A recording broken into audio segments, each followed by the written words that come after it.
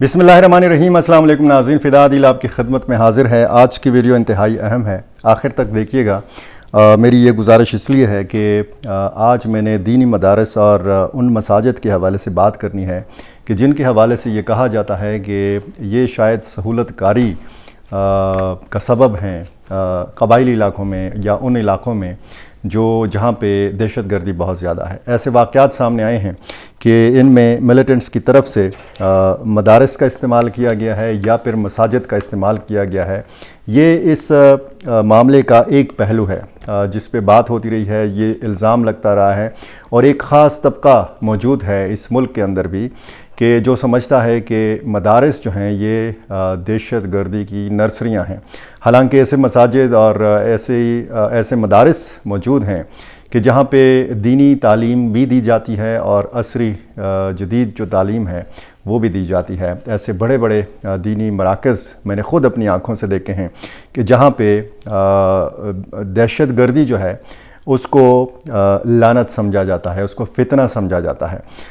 ये क्या मामला है, ये दो जो पहलू हैं इस मामले के, ये मैंने डिस्कस करने हैं क्योंकि आज एक इंतहाई अहम प्रेस कॉन्फ्रेंस पेशावर में हुई जिसमें मैंने भी शिरकत की और उसमें मैंने ये जो दूसरा पहलू है ये भी छेड़ने की कोशिश की। इसलिए छेड़ने की कोशिश की कि जो दीनी मदारस के मुंतज़मीन हैं, जो इन तंजीमों के अहदेदार हैं, मैं उनकी राय जान सकूँ कि उनकी राय इस हवाले से क्या है। अगर वो मुतालबा करते हैं कि जो दीनी मदारस बारूद से उड़ाए गए हैं, जिन मसाजिद को नुकसान पहुंचा है, तो उनको तामीर भी किया जाए और ऐसा दोबारा ना किया जाए और मसाजिद की हुर्मत को भी पामाल ना किया जाए। तो दूसरा पहलू ये है कि ऐसी मसाजिद को या ऐसे मदारस को बारूद से उड़ाया क्यों जाता है। यहाँ पे अगर ये बात सामने आती है कि 50-50 की तादाद में, 100-100 की तादाद में एक गांव में लोग आते हैं, मुसल्लह अफराद आते हैं, वो लोगों से खाना मांगते हैं, तो इनको बिठाया कहाँ पे जाता है? इनको क्या मसाजिद के अंदर बिठाया जाता है? क्या ये रात मसाजिद के अंदर गुजारते हैं? क्या ये रात किसी मदरसे की खाली बिल्डिंग के अंदर गुजारते हैं? मैंने एक और पहलू भी रखा, आगे चल के मैं सारी तफसील आपके सामने रखता हूँ कि जो मुतालबा किया जाता है कि जी दहशत गर्दी का मसला हल किया जाए, तो फिर इसमें ज़ाहिर है कि उलमाए कराम का किरदार है। और जिन दीनी मदारस के हवाले से कहा जाता है कि ये दहशत गर्दी के भी ख़िलाफ़ हैं और ये यहाँ पे दहशत गर्दी की तरबियत वगैरह नहीं दी जाती, जिस तरीके से बहुत भोंडा एक इल्ज़ाम लगाया जाता है मदारस के ऊपर, तो फिर यही दीनी मदारस की जो तंजीमें हैं ये क्यों नहीं उठ खड़ी होती, ये इनिशिएटिव क्यों नहीं लेती, ये मिलिटेंट्स के पास क्यों नहीं जाती कि जनाब आपकी वजह से मसाजिद को नुकसान पहुँच रहा है, दीनी मदारस को नुकसान पहुँच रहा है या फिर आम लोगों को नुकसान पहुँच रहा है। तो इसके बाद क्या हुआ, मैं ये सारी तफसील आपके सामने मैंने रखनी है। ये इत्तेहाद तंजीमात मदारस खैबर पख्तूनख्वा की प्रेस कॉन्फ्रेंस थी। मौलाना हुसैन अहमद इसके सदर हैं, यानी खैबर पख्तूनख्वा के सरबराह हैं। इन्होंने प्रेस कॉन्फ्रेंस की जामे मस्जिद दारुल उलूम इमदादिया जो मस्जिद दरवेश के नाम से जानी जाती है, पेशावर के माल रोड के ऊपर ये मस्जिद वाक़या है। बहुत तारीख़ी मस्जिद है और मौलाना हसन चांद शहीद इस दारुल उलूम से और इस मस्जिद से वाबस्ता रहे हैं। ये जामिया इमदादुल उलूम, मैंने गलत नाम लिया, जामिया इमदादुल उलूम मस्जिद दरवेश पेशावर में प्रेस कॉन्फ्रेंस हुई और इत्तेहादी तंजीमात मदारस KP के सदर मौलाना हुसैन अहमद की ये प्रेस कॉन्फ्रेंस थी। और इस प्रेस कॉन्फ्रेंस का जो पहला नुक्ता हमें जो तहरीरी तौर पर ये मेरे हाथ में है, ये ऊपर लिखा हुआ है दीनी मदारस और दहशत गर्दी। दीनी मदारस अमन और सलामती के मराकज़ हैं। शिद्दत पसंदी और दहशत गर्दी से जोड़ना इंतहाई अफसोसनाक और बीमार जहनीत की अक्कासी है। दहशत गर्दी के ख़िलाफ़ जंग में मदारस और उलमा का मौक़िफ़ बिल्कुल वाज़ेह है। हम बिला तफ़रीक़ दहशत गर्दी के ख़िलाफ़ हैं, ख्वाह वो कोई भी करे और कहीं भी करे। दहशत गर्दी और उलमा का आपस में कोई रब्त नहीं। हकीकत यह है कि हमारे मुतअद्दिद जय्यद उलमा ख़ुद दहशत गर्दी का निशाना बन चुके हैं। दीनी मदारस और पाकिस्तान एक दूसरे से गहरे तौर पर जुड़े हुए हैं। मदारस की आज़ादी, ख़ुद मुख्तारी और हुर्रियत फ़िक्र व अमल का तहफ़्फ़ुज़ हमारा बुनियादी ایجنڈا ہے اور اسے ہر قیمت پر یقینی بنایا جائے گا۔ دینی مدارس امن کے علمبردار ہیں، انہیں کسی صورت لاوارث نہ سمجھا جائے۔ مدارس کے خلاف ہر طرح کی سازش کو ناکام بنایا جائے گا۔ کوئی بھی دینی مدارس کو لاوارث نہ سمجھے۔ معاندانہ اور امتیازی رویے سے مسائل حل نہیں ہوں گے بلکہ مزید پیچیدہ ہوں گے۔ اچھا، یہ بھی بتایا گیا کہ دینی مدارس شرح خواندگی بڑھانے میں معاون ثابت ہوئے ہیں۔ اس وقت ہزاروں ایسے دینی مدارس ملک بھر میں موجود ہیں جو قوم کے بچوں اور بچوں کو دینی اور عصری تعلیم فراہم کر رہے ہیں۔ یہ ادارے شرح خواندگی میں اضافے اور اخلاقی تربیت، دینی شعور اور معاشرے میں امن کے فروغ میں اہم کردار ادا کر رہے ہیں۔ اتحاد تنظیمات مدارس کے تحت چلنے والے مدارس میں اس وقت 40 لاکھ سے زائد طلباء اور طالبات مفت تعلیم حاصل کر رہے ہیں، جبکہ لاکھوں طلباء اور طالبات یہاں سے فارغ التحصیل ہو کر معاشرے میں علم، امن، خدمت اور خیر کے داعی بن چکے ہیں۔ ہر سال 1 لاکھ سے زائد قرآن کے حافظ تیار کیے جا رہے ہیں، جو عالمی ریکارڈ ہے اور پاکستان کے لیے بہت بڑا اعزاز ہے۔ اچھا، تاہم اس کے باوجود ملک بالخصوص ملک بھر میں دینی مدارس کو متعدد مسائل اور مشکلات کا سامنا ہے، جبکہ خیبر پختونخوا میں مدارس کو بعض خصوصی نوعیت کے مسائل اور مشکلات درپیش ہیں۔ ہم ان کے حل کے لیے درج ذیل مطالبات پیش کرتے ہیں۔ مطالبہ ان کا مدارس کی رجسٹریشن کے حوالے سے بھی ہے، اور یہ بتایا جا رہا ہے کہ جی ان پہ زور بھی دیا جاتا ہے کہ جی مدارس کی رجسٹریشن ہونی چاہیے، لیکن رجسٹریشن کے عمل میں خود حکومتی سطح پر رکاوٹیں موجود ہیں۔ 26ویں آئینی ترمیم کے بعد سوسائٹیز ایکٹ کے تحت مدارس کی رجسٹریشن کا راستہ موجود ہے، اور اس ضمن میں مدارس کو اختیار دیا گیا ہے کہ وہ وفاقی وزارت تعلیم کے ساتھ رجسٹرڈ ہوں یا سوسائٹیز ایکٹ کے تحت اپنی رجسٹریشن کروائیں۔ یہ بھی ان کا ظاہر ہے کہ ایک مطالبہ ہے۔ اس حوالے سے انہوں نے یہ بھی کہا کہ وزیر اعلیٰ خیبر پختونخوا سہیل آفریدی نے قائد جمعیت مولانا فضل الرحمان سے ملاقات کے دوران مدارس کی رجسٹریشن کے لیے قانون سازی کا اعلان کیا تھا، لیکن تاحال اس حوالے سے کوئی عملی پیش رفت نہیں ہو سکی۔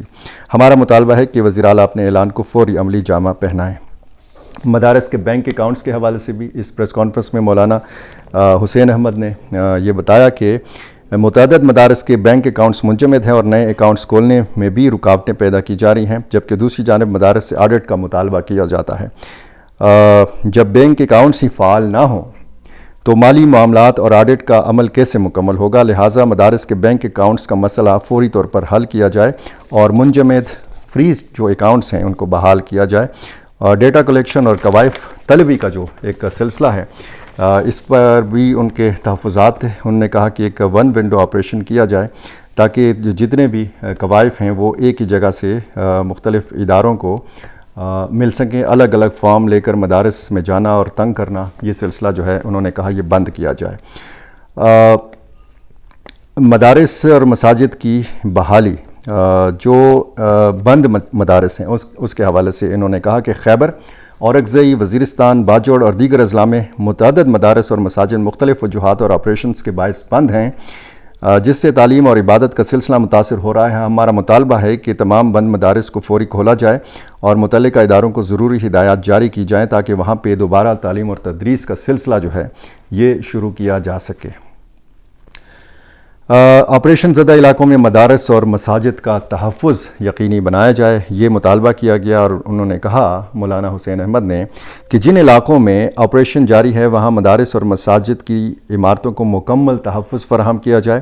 محض شکوک و شبہات کی بنیاد پر مدارس اور مساجد کو مسمار کرنا یا دھماکوں کے ذریعے نقصان پہنچانا، بارودی مواد کے ذریعے اڑانا، یہ کسی صورت قابل قبول نہیں۔